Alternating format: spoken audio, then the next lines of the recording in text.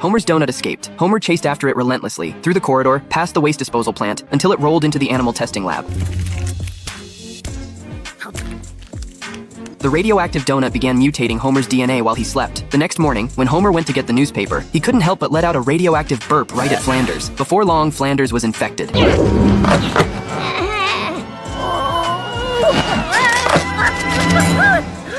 I've been neighborinoed into home diddly Homer. Ugh. And why am I in church when football is on? Everyone at the church was stunned by what they saw. Then Flanders burped too, and no one in the church was spared. Men, women, young and old all turned into Homer. You little...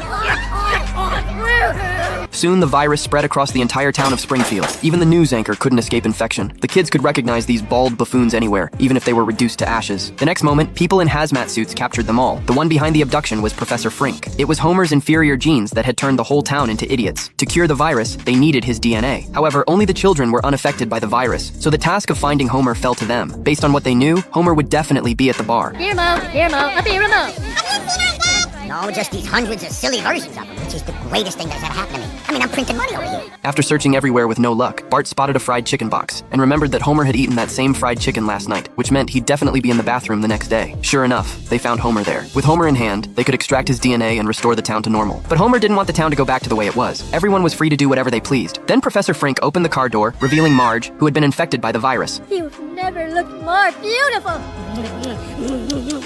Scooch over, gorgeous.